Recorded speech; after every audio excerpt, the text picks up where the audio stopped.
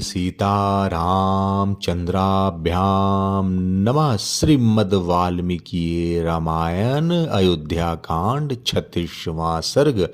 राजा दशरथ का श्री राम के साथ सेना और खजाना भेजने का आदेश, कैकेयी द्वारा इसका विरोध, सिद्धार्थ का कैकेयी को समझाना तथा राजा का श्री राम के साथ जाने की इच्छा प्रकट करना। तब इक्ष्वाकु कुल नंदन राजा दशरथ वहाँ अपनी प्रतिज्ञा से पीड़ित हो आंसू बहाते हुए लंबी सांस खींचकर सुमंत्र से फिर इस प्रकार बोले। सूत, तुम शीघ्र ही रत्नों से भरी पूरी चतुरंगनी सेना को श्री राम के पीछे पीछे जाने की आज्ञा दो। रूप से आजीविका चलाने और सरस वचन बोलने वाली स्त्रियां तथा महाधनी एवं विक्रय योग द्रव्यों का प्रसारण करने में कुशल वैश्य राजकुमार श्री राम की सेनाओं को सुशोभित करें, जो श्री राम के पास रहकर जीवन निर्वाह करते हैं तथा जिन मल्लों से ये उनका पराक्रम देखकर प्रसन्न होते हैं, उन सब को अनेक प्रकार का धन देकर उन्हें भी इनके साथ जाने की आज्ञा दे दो। मुख्य मुख्य आयुध, नगर के निवासी, छकड़े तथा वन के भीतरी रहस्य को जानने वाले व्याध ककुत्स्थ कुलभूषण श्री राम के पीछे पीछे जाएं। वे रास्ते में आए हुए मृगों एवं हाथियों को पीछे लौटते जंगली मधु का पान करते और नाना प्रकार की नदियों को देखते हुए अपने राज्य का स्मरण नहीं करेंगे। श्री राम निर्जन वन में निवास करने के लिए जा रहे हैं, अतः मेरा खजाना और अन्न भंडार ये दोनों वस्तुएं इनके साथ जाएं। ये वन के पावन प्रदेशों में यज्ञ करेंगे, उनमें आचार्य आदि को पर्याप्त दक्षिणा देंगे तथा ऋषियों से मिलकर वन में सुख पूर्वक रहेंगे। महाबाहु भरत अयोध्या का पालन करेंगे। श्रीमान राम को संपूर्ण मनोवांछित भोगों से संपन्न करके यहाँ से भेजा जाए। जब महाराज दशरथ ऐसी बातें करने लगे तब कैकेयी को बड़ा भय हुआ, उसका मुंह सूख गया और उसका स्वर भी रुंध गया। वह कैकेयी राजकुमारी विषादग्रस्त एवं त्रस्त होकर सूखे मुंह से राजा की ओर ही मुख करके बोली। श्रेष्ठ महाराज, जिसका सार भाग पहले से ही पी लिया गया हो, उस आस्वाद रहित सुरा को जैसे उसका सेवन करने वाले लोग नहीं ग्रहण करते हैं, उसी प्रकार इस धनहीन और सुने राज्य को जो कदापि सेवन करने योग्य नहीं रह जाएगा, भरत कदापि नहीं ग्रहण करेंगे।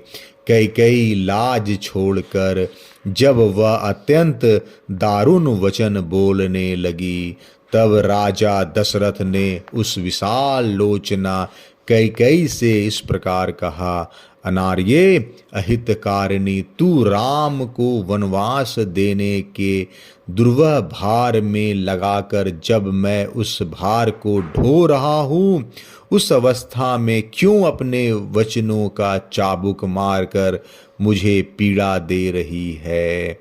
इस समय जो कार्य तूने आरंभ किया है, अर्थात श्री राम के साथ सेना और सामग्री भेजने में जो प्रतिबंध लगाया है, इसके लिए तूने पहले ही क्यों नहीं प्रार्थना की थी, अर्थात पहले यह क्यों नहीं कहा था कि श्री राम को अकेले वन में जाना पड़ेगा, उनके साथ सेना आदि सामग्री नहीं जा सकती।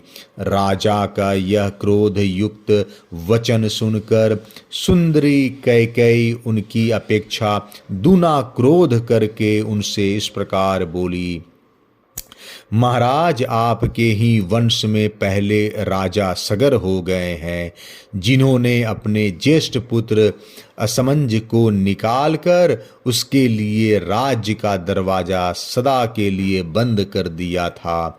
इसी तरह इनको भी यहाँ से निकल जाना चाहिए।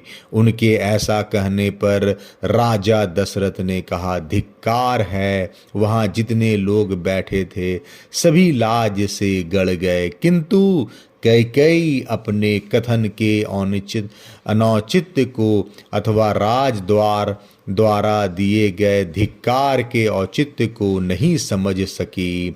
उस समय वहाँ राजा के प्रधान और वयोवृद्ध मंत्री सिद्धार्थ बैठे थे। वे बड़े ही शुद्ध स्वभाव वाले और राजा के विशेष आदरणीय थे। उन्होंने कैकेयी से इस प्रकार कहा, देवी, असमंज बड़ी दुष्ट बुद्धि का राजकुमार था।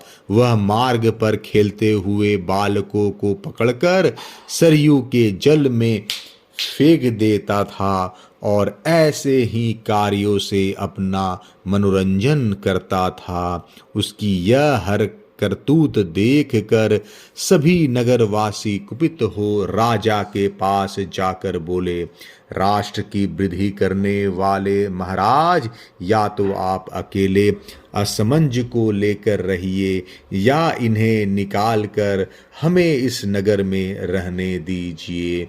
तब राजा ने उनसे पूछा, तुम्हें असमंज से किस कारण भय हुआ है? राजा के पूछने पर उन प्रजाजनों ने यह बात कही, महाराज, यह हमारे खेलते हुए छोटे छोटे बच्चों को पकड़ लेते हैं और जब वे बहुत घबरा जाते हैं तब उन्हें सरयू में फेंक देते हैं। मूर्खतावश ऐसा करके इन्हें अनुपम आनंद प्राप्त होता है।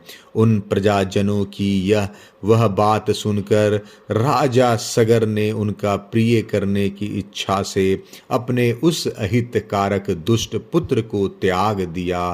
पिता ने अपने उस पुत्र को पत्नी और आवश्यक सामग्री सहित शीघ्र रथ पर बिठाकर अपने सेवकों को आज्ञा दी, इसे जीवन भर के लिए राज्य से बाहर निकाल दो।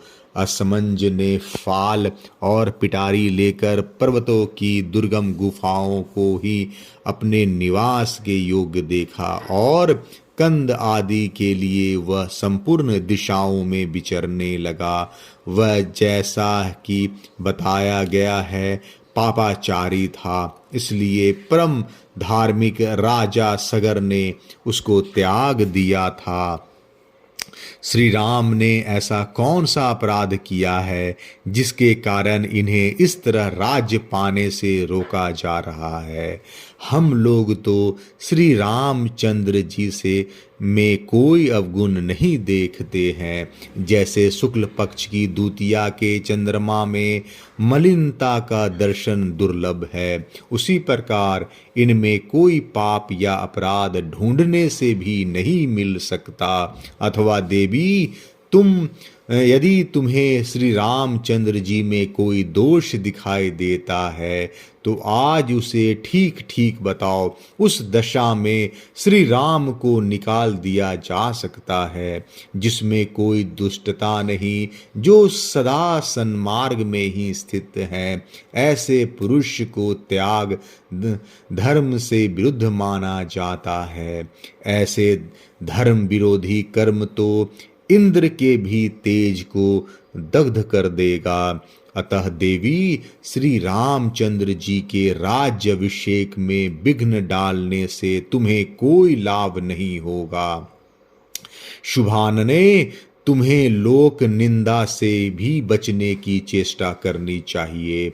सिद्धार्थ की बातें सुनकर राजा दशरथ अत्यंत थके हुए स्वर से शोकाकुल वाणी में कैकेयी से इस प्रकार बोले, पापनी, क्या तुम्हें यह बात नहीं रुची? तुझे मेरे या अपने हित का भी बिल्कुल ज्ञान नहीं है। तू दुखद मार्ग का आश्रय लेकर ऐसी कुचेष्टा कर रही है। तेरी यह सारी चेष्टा साधु पुरुषों के मार्ग के विपरीत है। अब मैं भी यह राज, धन और सुख छोड़कर श्री राम के पीछे चला जाऊंगा। ये सब लोग भी उन्हीं के साथ जाएंगे। तू अकेली राजा भरत के साथ चिरकाल तक सुखपूर्वक राज भोगती रह। अयोध्या कांड 36वां सर्ग समाप्त। जय श्री राम।